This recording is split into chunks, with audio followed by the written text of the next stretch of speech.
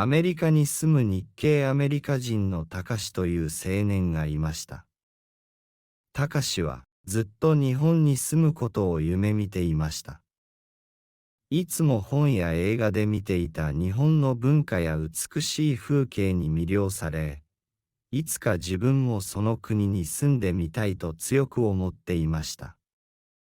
ある日、タカシは勇気を出して日本に移り住むことを決意しました。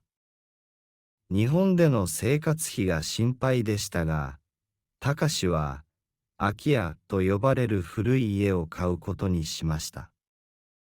空き家とは、田舎にある使われなくなった古い家のことで、非常に安く手に入れることができます。タカシは日本で英語の先生として働くことになりました。毎月の収入は約17万円でしたが、日本の生活は想像以上に厳しいものでした。タカシは一生懸命働き、少しずつ日本での生活に慣れていきました。タカシの一番大きな支出は年金と健康保険でした。日本では毎月年金や健康保険を払わなければなりません。タカシは市役所に行き、自分の収入を報告しました。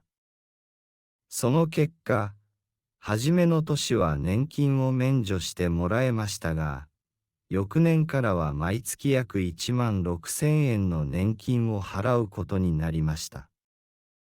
また、健康保険料も毎月約7000円かかりました。それから、家と車の保険にも加入しました。日本は地震が多い国なので、タカシは最大限の保険をかけることにしました。タカシは家のインターネットと電話をソフトバンクという会社で契約しました。インターネットは無制限で、電話は少しだけ使うので軽いプランにしました。タカシの空き家では、お湯を沸かすのに灯油を使っていました。タカシは自分で灯油を買いに行き、できるだけ安く済ませるように工夫しました。また、冬の寒さをしのぐために、部屋にホットカーペットを敷き、少しでも暖かく過ごせるようにしました。タカシはお金を節約するために、自分で家具を作ることを思いつきました。ある日、リサイクルショップで古いテーブルを見つけ、それを自分で改造して新しいコーヒーテーブルにしました。木材を買い、自分の手で作り直すことで、タカシは自分だけの特別な家具を手に入れることができました。タカシは家計をきっちりと管理し、毎月の電気代やガス代、水道代を少しでも安く抑えるように心がけました。電気代は月に約3000円、ガス代は2500円、水道代は2000円程度でした。また、友達と出かけるためにエンターテイメント費用として5000円を予算に組み込みました。タカシは日本で新しい友達を作り、一緒に楽しい時間を過ごすことができました。例えば、友達がくれたコンサートのチケットで音楽を楽しんだり、桜祭りを見に行ったりしました。タカシは少ない収入でも日本での生活を楽しむ方法を見つけました。毎月の食費は約2万円に抑え、自炊をすることで節約しました。また、車の燃料費も月に約3000円と決め、できるだけ無駄遣いをしないように心がけました。タカシは自分の生活を工夫し、予算内でやりくりすることに喜びを感じていました。お金では買えない幸せを自分の手で作り出すことができると知ったのです。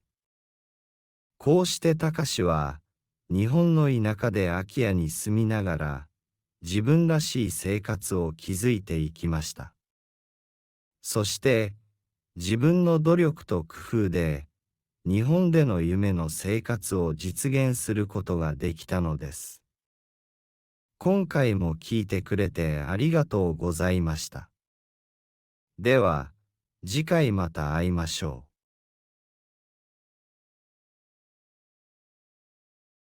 アメリカに住む日系アメリカ人のたかしという青年がいました。たかしはずっと日本に住むことを夢見ていました。いつも本や映画で見ていた日本の文化や美しい風景に魅了され、いつか自分もその国に住んでみたいと強く思っていました。ある日、たかしは勇気を出して日本に移り住むことを決意しました。日本での生活費が心配でしたが、たかしは空き家と呼ばれる古い家を買うことにしました。空き家とは、田舎にある使われなくなった古い家のことで、非常に安く手に入れることができます。たかしは日本で英語の先生として働くことになりました。毎月の収入は約17万円でしたが、日本の生活は想像以上に厳しいものでした。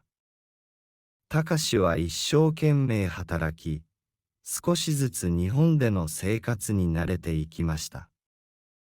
たかしの一番大きな支出は年金と健康保険でした。日本では毎月年金や健康保険を払わなければなりません。たかしは市役所に行き、自分の収入を報告しました。その結果、初めの年は年金を免除してもらえましたが、翌年からは毎月約1万6000円の年金を払うことになりました。また、健康保険料も毎月約7000円かかりました。それから、家と車の保険にも加入しました。日本は地震が多い国なので、たかしは最大限の保険をかけることにしました。たかしは家のインターネットと電話をソフトバンクという会社で契約しました。インターネットは無制限で、電話は少しだけ使うので軽いプランにしました。たかしの空き家では、お湯を沸かすのに灯油を使っていました。たかしは自分で灯油を買いに行き、できるだけ安く済ませるように工夫しました。また、冬の寒さをしのぐために、部屋にホットカーペットを敷き、少しでも暖かく過ごせるようにしました。たかしはお金を節約するために、自分で家具を作ることを思いつきました。ある日、リサイクルショップで古いテーブルを見つけ、それを自分で改造して新しいコーヒーテーブルにしました。木材を買い、自分の手で作り直すことで、たかしは自分だけの特別な家具を手に入れることができました。たかしは家計をきっちりと管理し、毎月の電気代やガス代、水道代を少しでも安く抑えるように心がけました。電気代は月に約3000円、ガス代は2500円、水道代は2000円程度でした。また、友達と出かけるためにエンターテイメント費用として5000円を予算に組み込みました。たかしは日本で新しい友達を作り、一緒に楽しい時間を過ごすことができました。例えば、友達がくれたコンサートのチケットで音楽を楽しんだり、桜祭りを見に行ったりしました。たかしは少ない収入でも日本での生活を楽しむ方法を見つけました。毎月の食費は約2万円に抑え、自炊をすることで節約しました。また、車の燃料費も月に約3000円と決め、できるだけ無駄遣いをしないように心がけました。たかしは自分の生活を工夫し、予算内でやりくりすることに喜びを感じていました。お金では買えない幸せを自分の手で作り出すことができると知ったのです。こうしてたかしは日本の田舎で空き家に住みながら自分らしい生活を築いていきました。そして自分の努力と工夫で日本での夢の生活を実現することができたのです。今回も聞いてくれてありがとうございました。では、次回また会いましょう。アメリカに住む日系アメリカ人のたかしという青年がいました。たかしはずっと日本に住むことを夢見ていました。いつも本や映画で見ていた日本の文化や美しい風景に魅了され、いつか自分もその国に住んでみたいと強く思っていました。ある日、たかしは勇気を出して日本に移り住むことを決意しました。日本での生活費が心配でしたが、たかしは空き家と呼ばれる古い家を買うことにしました。空き家とは、田舎にある使われなくなった古い家のことで、非常に安く手に入れることができます。たかしは、日本で英語の先生として働くことになりました。毎月の収入は約17万円でしたが、日本の生活は想像以上に厳しいものでした。たかしは一生懸命働き、少しずつ日本での生活に慣れていきました。たかしの一番大きな支出は年金と健康保険でした。日本では毎月年金や健康保険を払わなければなりません。たかしは市役所に行き、自分の収入を報告しました。その結果、初めの年は年金を免除してもらえましたが、翌年からは毎月約1万6000円の年金を払うことになりました。また、健康保険料も毎月約7000円かかりました。それから、家と車の保険にも加入しました。日本は地震が多い国なので、たかしは最大限の保険をかけることにしました。たかしは家のインターネットと電話をソフトバンクという会社で契約しました。インターネットは無制限で、電話は少しだけ使うので軽いプランにしました。たかしの空き家では、お湯を沸かすのに灯油を使っていました。たかしは自分で灯油を買いに行き、できるだけ安く済ませるように工夫しました。また、冬の寒さをしのぐために、部屋にホットカーペットを敷き、少しでも暖かく過ごせるようにしました。たかしはお金を節約するために、自分で家具を作ることを思いつきました。ある日、リサイクルショップで古いテーブルを見つけ、それを自分で改造して新しいコーヒーテーブルにしました。木材を買い、自分の手で作り直すことで、たかしは自分だけの特別な家具を手に入れることができました。たかしは家計をきっちりと管理し、毎月の電気代やガス代、水道代を少しでも安く抑えるように心がけました。電気代は月に約3000円、ガス代は2500円、水道代は2000円程度でした。